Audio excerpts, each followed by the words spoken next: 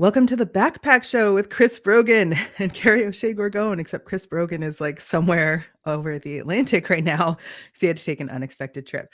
But not to worry, because I'm here with Elaine Alec, and I can't wait for you to hear her story. She's from the Syilx Nation and Secwepemc Nation and is a member of the Penticton Indian Band in the interior of British Columbia. She's author of the book Calling My Spirit Back, and she's an expert in Indigenous community planning, which you're going to learn about. But she's had an amazing journey, and I am so excited to introduce you. So stick around because this is going to be a lot of fun.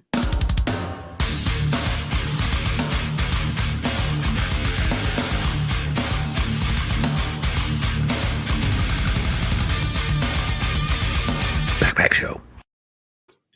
Thanks so much for being here, Elaine. Thanks for having me. So there's a lot. The reason that I asked you on the show was to talk about Indigenous community planning, but also your personal journey, which is really inspirational. You've had like a whole slew of different jobs. You've been up, you've been down, you've struggled. And I found your story as detailed in the book, Calling My Spirit Back, really inspirational. And what you've had to say about creating and cultivating safe spaces and diverse, inclusive environments just really spoke to me. So welcome. I'm so excited. I'm excited to be here too. Hello. Oh, so Chris's parents might be disappointed because he's not here today. Coach Woodard. Hello, everyone. Chloe from Scotland. Meet Elaine. So can you tell me about how you went? Well, first of all, your journey overall, I guess. For me, that was what drew me to you. Yeah, so I grew up on the Penticton Indian Band Reserve in the interior of British Columbia in Canada. And growing up on the reserve, I spent the first 6 years of my life with my tama, my grandmother. And my grandmother was a language speaker. And so she spoke in Syilx, which is our language. My mom is from the Syilx Nation, and my dad is from the Secwepemc Nation. And I spent most of my life, my early years with her because my mom and my dad were both practicing alcoholics. And back then, when I was a little kid, the late 70s, early 80s, there was a lot of alcoholism and drug abuse in our community. And so I experienced a lot of different abuses, in my childhood, from sexual abuse to emotional and physical abuse. And it was constant, and it was something that happened often, not just to me, but most of the other kids around me. And it was something that we didn't talk about and we were told to be quiet about. And so I started smoking by 10 and drinking by 12, and I became a raging alcoholic and, jumped on the highways and started getting involved in criminal activity and getting into fights and ending up in the back of cop cars and, became a teen mom. And, just really struggled. A lot of it, I experienced a lot of horrible racism every day from the first moment I went to school. I was 5 years old and I was called a wagon burning squaw by another 5-year-old girl. And every day from 5 to 12 while I was in elementary school, I heard those things. You're ugly, you're dirty, you're weird. And I started to believe those things. And so, all of the things that I did as a kid were self-defeating games trying to find love and acceptance and belonging. And it wasn't until I was 30 years old that I decided to really focus on healing. And so I just turned 45 in September, and October 10th, I just celebrated my 15 years of sobriety. Congratulations. And thank you. And I'm now the owner of 2 companies, and one of them is Alderhill Planning, which is an Indigenous-owned planning firm in Canada and one of the most successful.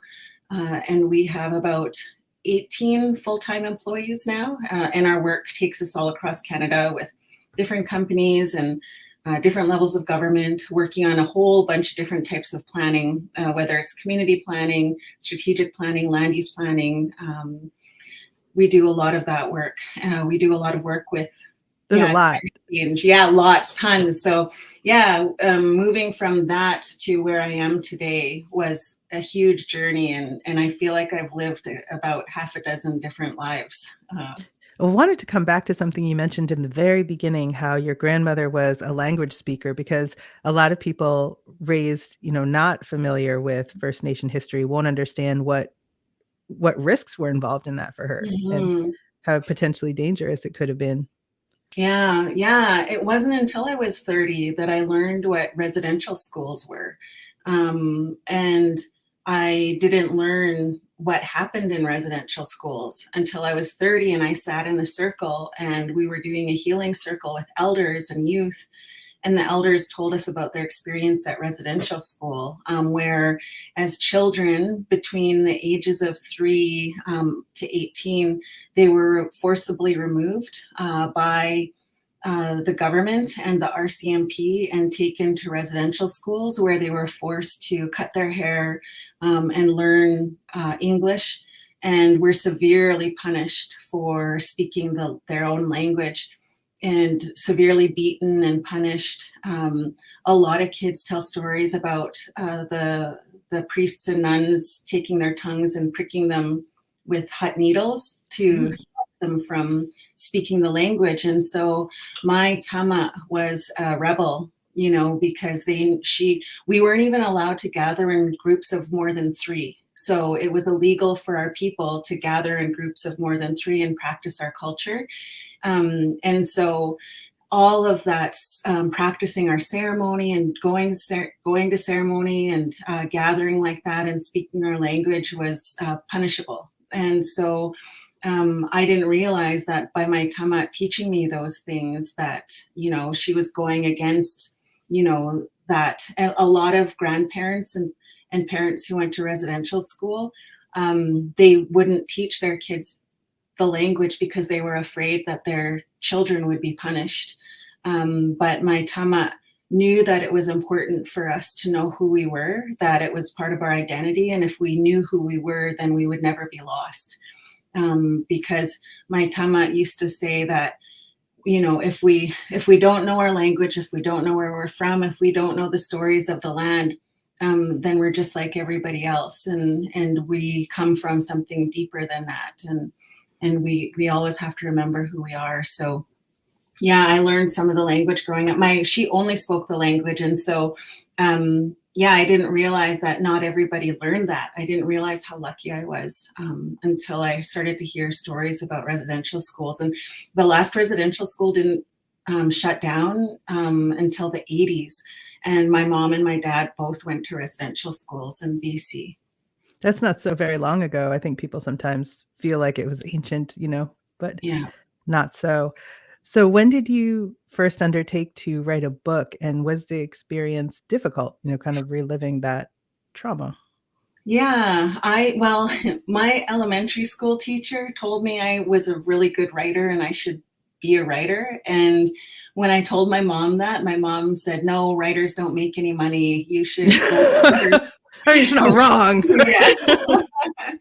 And she said, "You better go get your flagging certificate like your cousin because they make $25 an hour." And that was kind of like, she wanted me to be secure, like she wanted me to have a job so I didn't struggle.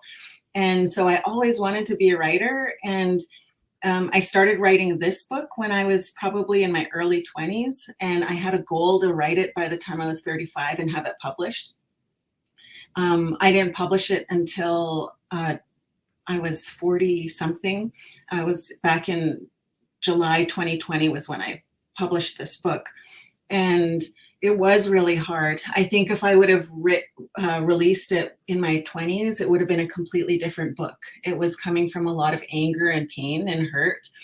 And I don't think it would have done as well, because when I finally sat down and wrote this version of the book, I took more accountability and responsibility for some of the things that had happened in my life. My first version, I was the victim, and I was the hero. I was the victim and I was the hero in the first version of my book. And in this book, I wanted to write it from a place of rigorous honesty because I was in sobriety. And so that's one of the, one of the things you work towards in sobriety is that rigorous honesty and being accountable and learning to say sorry and make amends with people and, live that life. It's not perfection, but we're working towards spiritual, we're working towards that spirituality. So that was what I did. I focused on, what I experienced and what my role was in it and, the self-defeating games that I played. And the first 100 pages of the book were the hardest to write because it was reliving a lot of the things that had happened to me. But I did a lot of ceremony while I wrote the book and went back home to my community and went and jumped in the water because that's one of our healing ceremonies is jumping in the water and talking to my elders and going on the land and praying. I prayed that the people who read the book would, that it would help them and not do further harm to them. And so I really put that energy into writing the book. And the last part was a lot easier for me because it was that glimmer of hope that I had needed, when I was on the verge of trying to self-harm and commit suicide. It was that glimmer of hope that kept me alive. And so, the last part was where my fingers just started flying because that's what I wanted to share was that hope with, especially young women. That was who I originally, I intended the book to be for people who wanted to work with Indigenous communities and to understand our history and why we face the challenges we face. It was originally for planners who wanted to work with our communities. And then I had a young woman read it and tell me that because of my book, she left her abusive relationship and went into a recovery home. And so after she told me that story, I said, that's it. This is who the book is for. And since then, so many people have read it from, people in recovery, people who are involved in getting their businesses started, as an entrepreneur. People have read it, who like counselors and doctors and pharmacists, like the medical field, have used it in their book clubs. And men have even reached out to me in really respectful ways.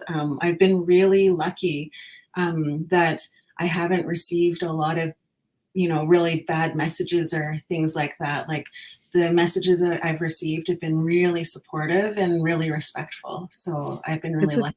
Very personal and powerful book, and I definitely recommend it.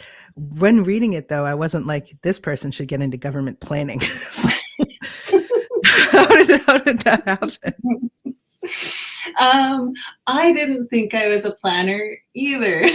And I still wonder, is that what I do? But when I was 29, I was accepted into an Indigenous youth internship program with the provincial government. And you did not have to have, a degree. And so I didn't, when I applied, I was a grade 9 dropout, but I had a lot of the life experience and I had a lot of experience going into meetings and political meetings and business meetings with the leadership in my community. It was something that our leadership did was to mentor youth by bringing them to decision-making meetings. And so I really learned to listen and I understood what government process was and how it impacted our communities and how it harmed our communities. And so, and I was a writer. Like I wasn't great at anything else in math. I was in school, I was horrible at math. I was an average student, but I could write. And one of the requirements was to write a 1-page essay. And so I was accepted into the program as a grade 9 dropout. I may be the only one who's done the program who didn't have a degree or at least a grade 12 education. And that changed my life because I was then they started making exceptions for me to continue working within government. And so I spent 2 years working for the Ministry of Children and Family Development. And then I spent a couple of months working as an employee for the federal government in community planning, the Community Initiatives Unit, where the federal government works directly with Indigenous communities to plan for their own land use, their own community development, which is like an OCP in Canada, which is an official community plan. I was asked to apply for the job in my community as a community planner. And I was directly approached by our chief and said, you should apply for this job. And so I did.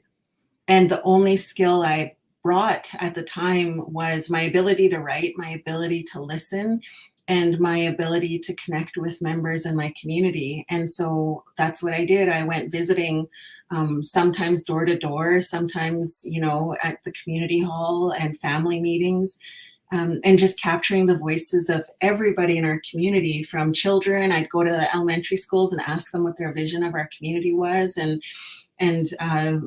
to our elders. And we ended up pulling together one of the most successful community plans at the time in community planning, and it was highlighted across Canada.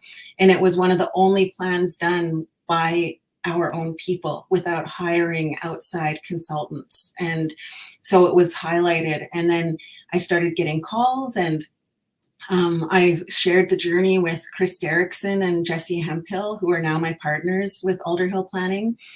And we haven't stopped. And so that's what we do. We travel all over, and we visit communities, and we work with governments, and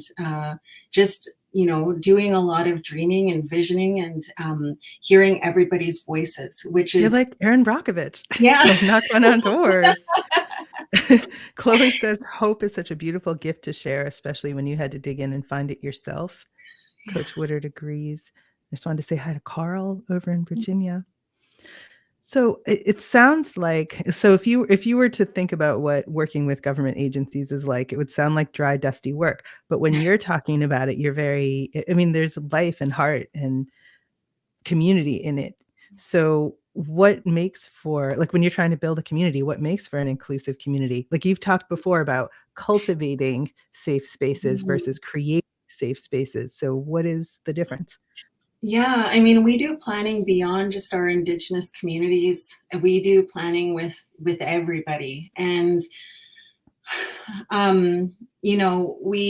my goal as a facilitator and planner is not the outcomes, I think, which sets us apart from other planning firms, and consultants, because other planning firms and consultants are very about the deliverables set by the client, and the client is always right.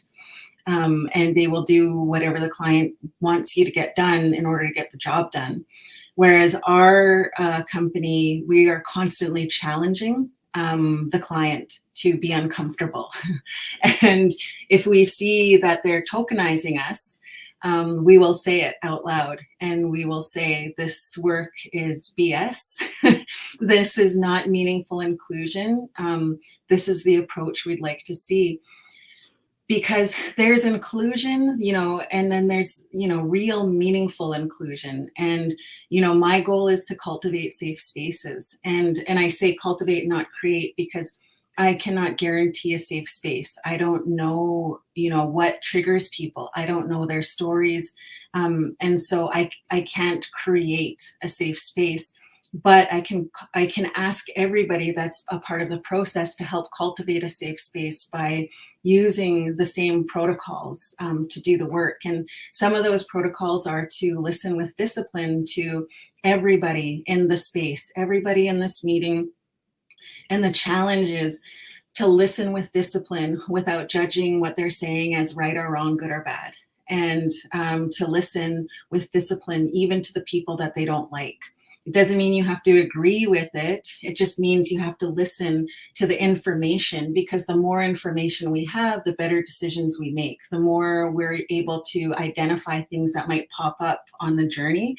But if we're, only listening to the people we like, if we're only listening to the people we agree with, we're excluding a whole bunch of people because they don't think like us or look like us or agree with us.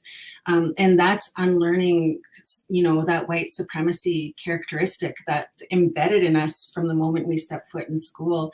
And so even as an Indigenous woman, I'm unlearning that. What I've learned in school is that there is not just one way, it's not my way just because I'm leading this. It's how do we include everybody?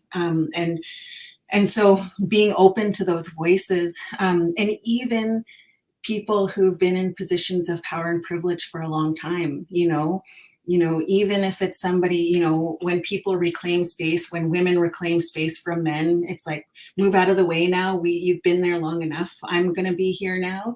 We're excluding. And so what happens to people when they feel excluded, when they don't feel like they belong? Where do they go in their brain? How do they start to contribute to the work?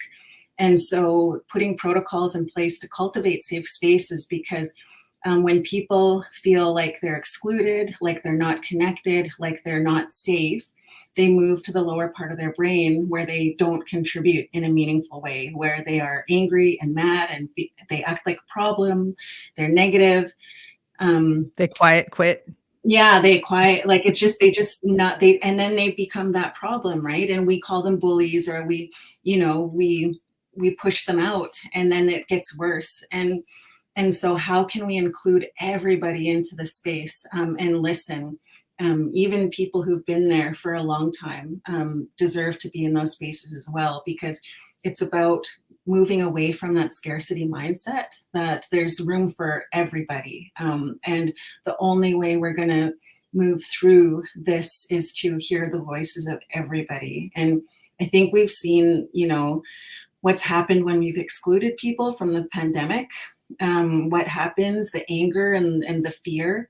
And, a lot of the work we do in cultivating safe spaces is decolonizing systems, because colonial systems have harmed everybody. Colonial systems are built on fear and control. And people don't like being controlled, and people don't like feeling oppressed. And as opposed to matriarchal societies, which are built on faith and love. Yeah. So, and that's tough for people, right? It's like that shift. And so those gentle steps, and how can we cultivate a safe space for us so we can do the work? Coach Woodard says listening and including folks we disagree with are the biggest challenge of civil discourse today. I mean, yesterday, today, and tomorrow, probably. I have to thank just a couple sponsors. I'm not going to put you anywhere, Elaine.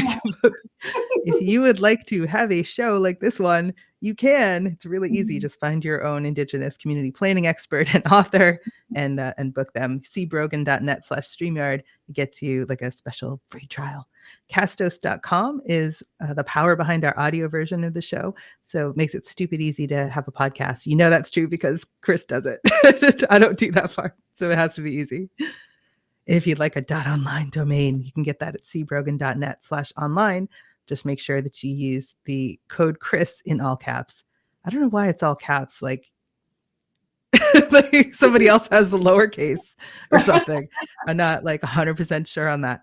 But we've reached the point in the show where we do a couple of things. One is to choose our person of the day. Oh, and here's our person of the day. Kaboom! And I feel like it has to be Chloe from Scotland, who admittedly has been our person of the day before, but I just think she's right. Hope is such a beautiful gift to share. So Chloe, you know the drill. You get a free apple. You just have to buy it yourself and wash it and bake it into a tartlet would be my recommendation. And then the other question, Elaine, that I have for you has everybody that comes on the show has answered it. Everyone from Sir Mix-a-Lot to Sister Anne Flanagan, the Daughters of St. Paul. What goes in your backpack for success? Could be something physical, could be something metaphorical. So it could be hope for the future, could be an avocado. What goes in your backpack? I think in everything I do, I have to remember that there is no such thing as balance. I think so many of us really strive to achieve balance, and we will always lose because one of my husband is he's been an elite athlete, and one of the things I want to be a great mom and a great businesswoman and a great all of these things, and I want to work out and be healthy and eat healthy and do all of the things that I was told makes me great and successful. And my husband said, you have to pick something, and you have to decide which is, where you're going to focus on, because if you're going to focus on being a great businesswoman, then you're going to have to accept that other things in your life are going to kind of fall to the side, and you're not going to feel good about the type of mom you are. And that's for you to deal with, right? Like that, whatever comes from that. And that if you're going to focus on being a great mom and being there for your kids all the time, you're not going to be that hardcore, successful businesswoman, because you're going to have to let things go. And so you have to choose which pieces you want to focus on, and then just accept that those other pieces are going to not be as great for that while. And that relieves the stress of like killing yourself to be great at all of these things. And so that has really helped me over the last 4 or 5 years of my life, really thinking of that preparing my kids. I'm going to be on the road for 2 weeks, and you're not going to really see me, and it's going to suck, but this is what this is going to look like, and preparing them and preparing myself, so that when I am out there doing what I need to do, that I'm not carrying this guilt. And for, parents who struggle with that guilt, my husband said, killing yourself, for the work is not going to absolve you of the guilt you feel. He said, when I was away doing my work, he said, I never felt guilty. He said, I just felt a longing. I longed for my family. I longed for my children. And that longing comes from a place of love. And that love should never be a bad thing. And so I've shifted my mom guilt, my parent guilt, to remembering not to feel guilty, that I'm just longing for my family. And that's from a place of love. And so it helps me, release some of that guilt when I'm away from them. That's beautiful. Calling My Spirit Back by Elaine Alec. Go and get it. Chloe says, I can't think of anything more powerful than cultivating safe spaces. Thank you so much for sharing your story and all the work you do. Mm-hmm. And Coach Woodard says, not chasing balance in life. That's an interesting thought, because it's unreachable. It's like Elaine's saying, one thing at a time, really, right? One thing at a time. And Dean says, okay, I'm late. Can we start again at the top? Sure, Dean. Why not?